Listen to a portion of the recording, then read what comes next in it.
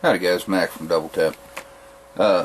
Today we're going to talk about the other side of the Ballistics 301 video, which was about knockdown power. We're going to talk about the one-shot stop, and we're going to talk about the elephant in the room. This is probably the most common comment or conversation that I see people getting into about how they want a one-shot stop. So let's talk about the one-shot stop conversation.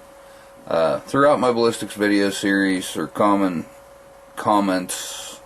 the most common comment I get is about the one-shot stop data, and how they're quoting article after article, how after this guy or that guy, and people like Mossad Anobi, or Anoib, I don't know how to say his name, it's not intentional, I just don't know, and others about all this wonderful one-shot stop data and which caliber is most capable of rendering the one-shot stop. So, first you got to understand this. I don't care what caliber you're carrying.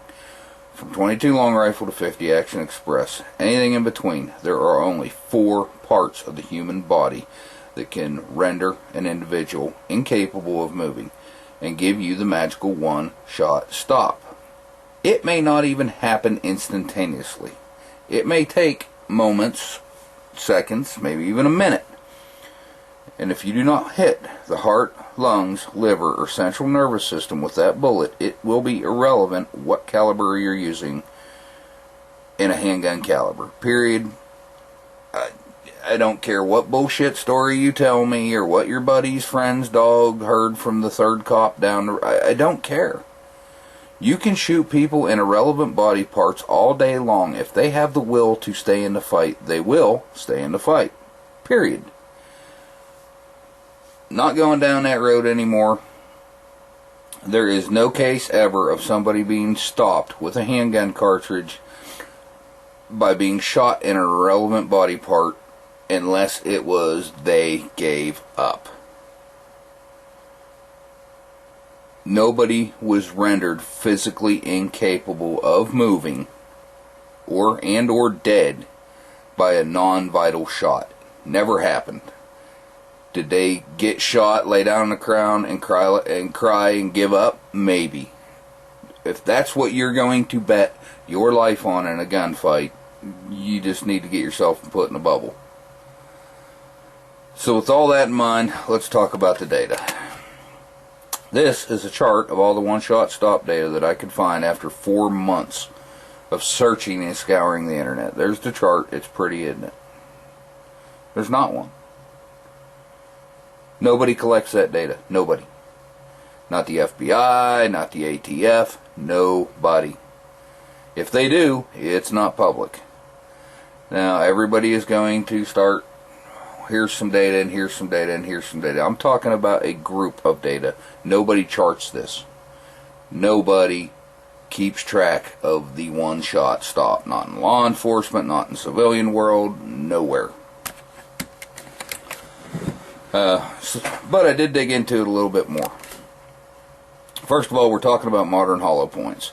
So any and all data from military engagements will be excluded from my conversation. It's not that I don't believe that it has a place in the conversation, but it adds a number of variables to the conversation that I believe are unique to a military combat environment and not likely encountered on the streets of the United States. Things such as level 3 body armor on everybody, or, you know, there's just so much stuff that military engagements are going to have involved that your average civil, I'm not saying that nobody can be wearing body armor in the civilian world. I'm saying it's not commonplace. Let's start by seeing what the others are saying. One guy quoted me about Mr. Mossad's article where he said in June of 2005 that he was using data from the ballistic researcher Ed Sanow, I don't know, him. In a separate study commissioned by the Police Marksmanship Association, Richard Fairburn analyzed gunfights submitted to his data based on various agencies, and his results were almost identical to those of Marshall and Sanow in identifying the best performance in police handgun rounds, service calibers. Later in the article he says, departments which have adopted the 357 SIG are delighted with the performance, reporting a high frequency of one-shot stops. The Virginia State Police, who issued the 357 SIG model P229 pistol, told me that they were particularly pleased with the number of felons who dropped and stopped fighting after receiving non-fatal wounds and non-fatal parts of the body.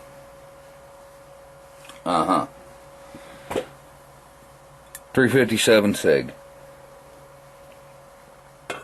I've proven in a couple different videos that you can take a 9mm and make it do everything the 357 SIG does. It's the exact same bullet. You match the speeds, you now have essentially the same damn gun. If you can prove to me how a .355 bullet and a .355 bullet are different, moving at the same speeds, I'm dying to see the math on it.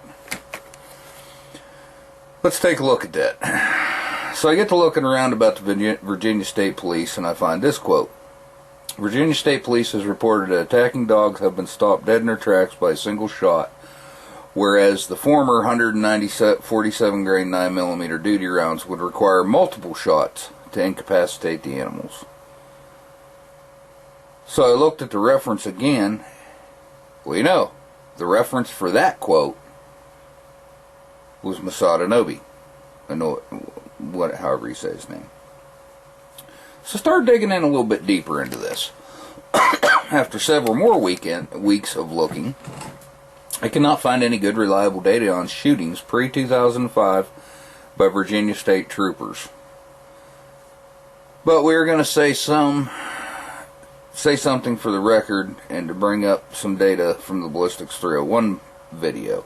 The Virginia State Police used the 357 SIG and have since 1997. They left the 9mm to go to the 357 SIG. Back to the Ballistics 301 video, we know that at 500 foot-pounds of energy, you need a 115 grain bullet running at 1430 feet per second to get there. And both the 357 SIG and the 9mm are capable of doing that. But what I did begin to see from time looking and all the data that I could find, in a history of federal police shootings, there were almost no data on the number of shots fired. All I can find is dead or not dead.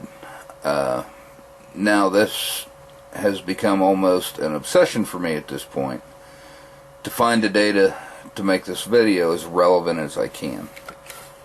What I've learned is that without being able to go and get the report from each and every agency and very specifics on shootings, and there is no database in the world kept by anybody that contains that data.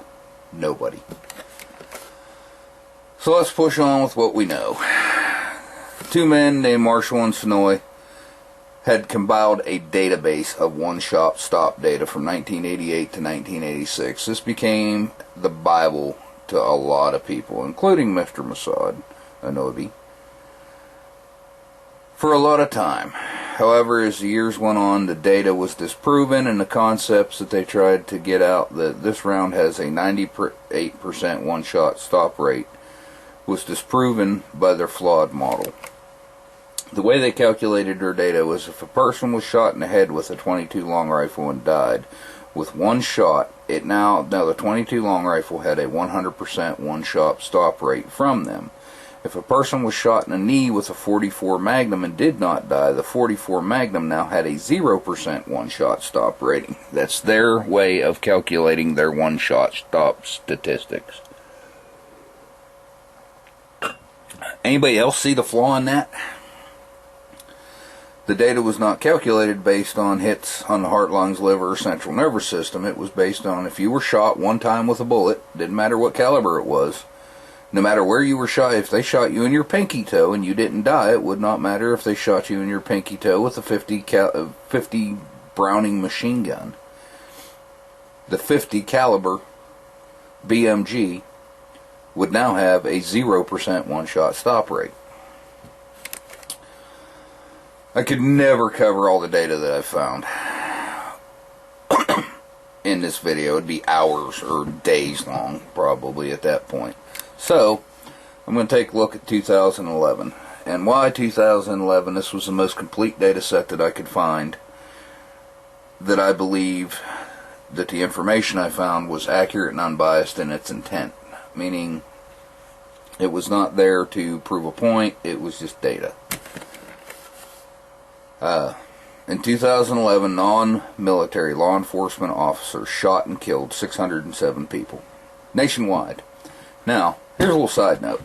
Everybody wants to start talking about all this wonderful data, and my buddy's friend's dog knows this guy, it's a cop, and he said the 40 Smith & Wesson just, man, it took that dude right out of his shoes. I'm so tired of my buddy's friend's dog's third cousin removed on the left side data. That's not data, boys and girls. Everybody has a story, and they know this guy, and he heard this guy. No. In 2011, law enforcement killed 607 people. Total number of people shot by the police that year was 1,146. Now, we do not know how many of them were one-round engagements. Got no clue. None. There's no data on it. Nobody keeps track of it.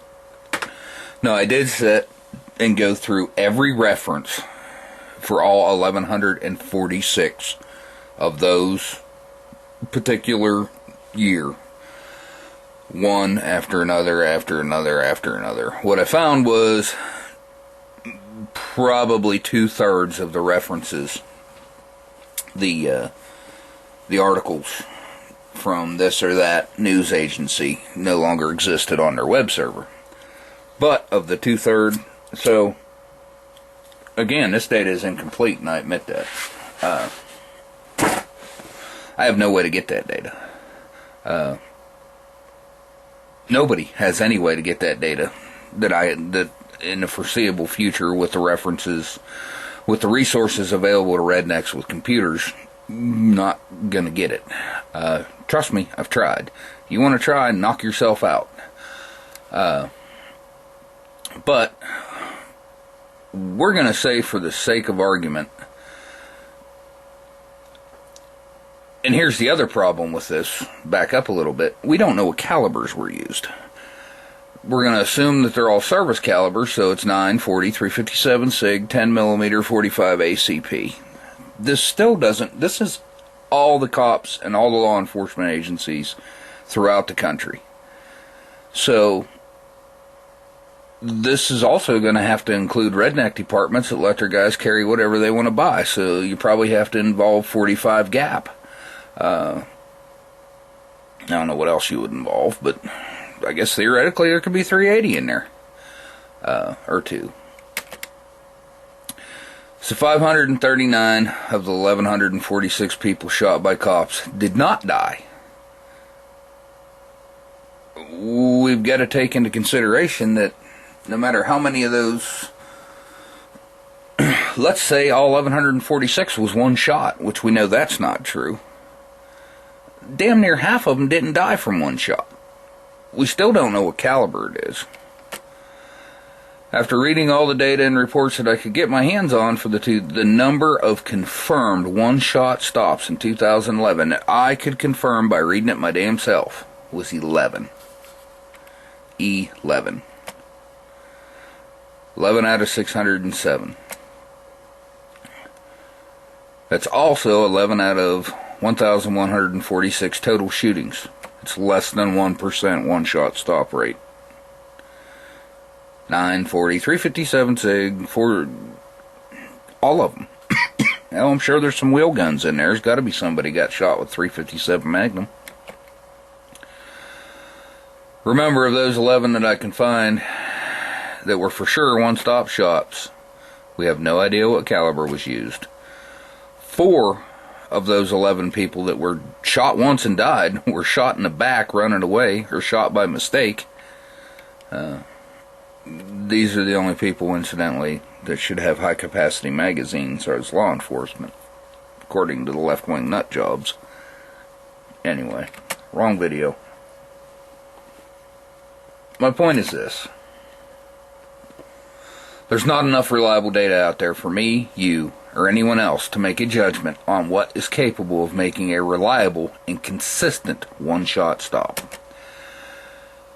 If I told you that a parachute that you were about to use opened for sure 1% of the time, are you going to jump out of the airplane? Are you? There's a reason that most shoots are not one-shot stops. Because anyone that is trained to shoot and is ready to use is ready for a gunfight understands that you shoot until the threat stops. I was not picking on law enforcement. I was pointing out that when cops are forced to shoot, all other efforts have been exhausted in most cases. When in a time-of-life situation, you should not shoot once and then evaluate the situation or waiting to see if the bad guy is going to collapse on his feet. You're going to shoot multiple times. In addition, most, if not all, law enforcement training is based on 2 to 4 shot drills. And just like anything else, you're going to fight like you train. If you train to shoot double taps, when you're put in that position, you're going to fire at least 2 rounds. And that's not a bad thing. We know that handguns suck in a gunfight. As I have proven, I believe, in all my other videos, handguns suck in a gunfight. If you think you're going to get in a gunfight, don't go there. If you have no choice, I suggest you take a rifle, not a handgun. Might take a handgun for backup, shouldn't be your primary weapon system. We carry handguns when we don't believe there's any chance of us needing them, but just in case you have something to save your life. A quality firearm and training is what you need to be concerning yourself with, not which caliber can give you the one-shot stop. Any quality combat level firearm from Glock, Smith & Wesson, SIG, and many others, along with the training to employ it with speed and effectiveness, is what you should be worried about. You can spend the rest of your life trying to find a gun that will stop any bad guy with a single shot, and without proper shot placement, you'll be looking for that damn gun for a long time. We carry guns with more than one bullet for a reason. You are not are you Barney Fife? We carry guns with magazines that hold more than a single round for a reason. You should not be nearly as concerned as to which caliber you are carrying as you are with how well you run and carry that gun. I've stated time and time again in this video series that all handguns are basically the same. I've brought evidence to that fact over and over and over and over and over. I've been accused more than once of promoting the 9mm over other rounds. How can that be when I've said over and over and over that all handgun calibers are basically the same? I also tell you that I carry a 9mm. I carry it because of capacity. The logic dictates that if at the end of the day all these handgun calibers are basically the same when it comes to what they do to a human body, why wouldn't you carry the one that has the most bullets? What is the logic behind anything else? I don't understand it. If I was going to build a house and I knew that I was going to need 5,000 nails, why would I just bring 5,000 nails? I'm going to bend some, I'm going to lose some, I'm going to have to pull some back out. You probably need more than 5,000 nails if you're going to build a house that needs 5,000 nails. I've been accused of promoting Glock over other firearms. And I'll give you that one within reason. I've also said countless times, Smith & Wesson M&P series, SIGs, Springfield XD series, and several others are quality firearms, and I don't have a problem with any of them. Do I carry Glock? Yes. Why? Because I beat the living dog piss out of it, and it still works. Everybody says, well, I can beat the shit out of my Smith & Wesson. Great. When Glock fails me, and I have to go, oh shit, I need another gun because they've quit making Glocks, The fourth generations were not calling Glock. I'm not calling Glocks. They've quit making third generation Glocks, and I have to find something else I can bet my life on. I will go buy all these other guns, beat the living dog piss out of them, and the one that survives is what I'll carry. Until then, I'm carrying my third generation Glock. Incidentally, I have a pile of them. I have a bunch of extras sitting in gun safes because I knew they weren't going to make it forever. And I also know that they're still damn near indestructible. So I have a lifetime supply for myself, my kids, and probably my grandkids. Never been shot. Got a stack of them, 1917s, 6 or 7 of each, crammed in a gun safe. And they'll sit there until I need one, or until I die, and then my kids can get them. Anyway, I have stated that 1911s are outdated technology. I would do a video on that subject and why I never carry one day to day. But that horse has been beat to death, and I honestly just don't want to go through all the copycat comments I'd get because of a couple other videos from other people that have the same mindset as I do. The 1911 was latest and greatest, state of the art, gotta have it, can't live without it, 100 years ago. 103 years ago to be exact. Anybody know what year the 1911 went into service? Do you need some Jeopardy music to figure that out? How about 1911? 100-year-old technology. The Model A is a wonderful car. I'd love to have one. I damn sure ain't going to drive it every day to work. I've got tons of 1911s. Love to shoot them. Never going to carry one to bet my life on. First of all, I don't want to limit myself in capacity. Second of all, the way they were designed, the ability to mitigate recoil, I don't care how well you shoot a 1911. If you have a good grip, I don't give a shit how well you shoot your 1911, you will shoot a polymer gun better. Because your hand is closer to the rail, closer to the slide. The higher up you are in that backstrap, the better your ability is to mitigate recoil. So you can take a 45 in a 1911 and a 45 in a Glock 21, and you will be able to shoot the 21 more effectively, because if you have a proper grip, because the gun is designed better. Same way with the Smith & Wesson M&Ps. Period. Same way with the Springfield XDs. Time has evolved. 1911s are a relic. Get over it. At the end of the day, you need to pick a quality firearm and learn to use it. Caliber is irrelevant compared to ammunition selection and training. If you pick a round that produces 500 foot-pounds of energy, and any of the service calibers will do you, one will do you as well as the next. I choose a 9mm because, keeping in mind there's no difference between the bullets and what they do inside the human body, there is no caliber that gives me the capacity of a 9mm. None, nada, period, end of story. The argument that I can take my 40 and cram a +2 on it is stupid, because I can cram a +2 on my 9mm and still have more rounds. The problem with that is the springs in factory magazines were designed for what they were designed for. If your Glock 22 if Glock wanted your Glock 22 to hold 17 rounds, they would have designed a magazine for it that held 17 rounds. They didn't. They designed one that held 15 rounds. If you put that +2 on there, you are now changing what that spring was designed to do. And then you're going to have problems with it. I wished I had a dime for every time I've seen somebody come to a damn class and they shoot the first half of the class. Most of the time it's law enforcement. It just is. They'll shoot the first half of that class, and it doesn't matter what caliber it is. And at lunchtime they'll be, this Glock's a piece of shit. All it's done is jam. I put titanium this in it and changed these springs. And I'll be like, man, you got the factory parts for that gun? Yeah, I got them in a bag. Go get it. I'll put all that shit back in their gun and it'll run fine the rest of the day. My Glock's short of ghost trigger connectors, because I like the Ghost Rocket, because I like the over travel stop. Other than that piece of spring steel, my guns are bone stock. factory springs, factory firing pin, factory everything. They run just fine. Don't need to put all that goddamn garbage in your gun. You cannot buy something to make you a better shooter. You can't do it. Other than ammunition.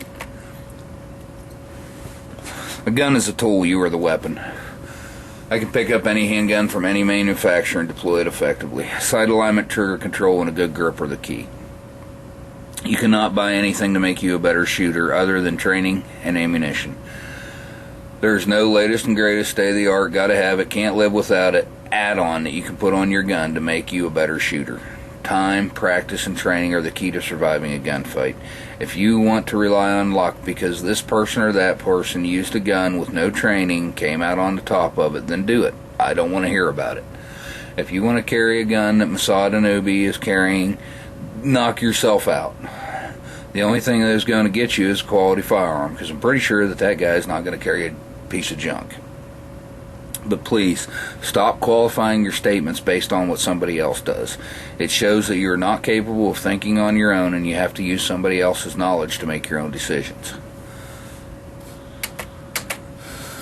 I started this series to give people information that they need to make an informed decision on what gun to buy and bet their lives on. I believe that I have proven that caliber is irrelevant. The argument irrelevant to the argument of effective carry solution. As for what make a gun, I'm not going down that road. It's no different than the Ford Chevy Dodge argument. Everyone knows I carry a Glock. I beat the shit out of my Glocks and they still work just fine. I don't carry a gun this week and a different gun next week. I've been carrying a Glock for over 20 years. There may or may not be a quote-unquote better gun out there, but until my Glock stops working and I pick up a brand new one and it doesn't work, i.e. the 4th generation 19s, I'll stick with my 3rd gen Glocks. It's battle-tested and damn near indestructible. Yeah, it's jammed from time to time, but I know how to fix that. It's not a big deal. I take the time to clean it once a year or so, and it still doesn't jam.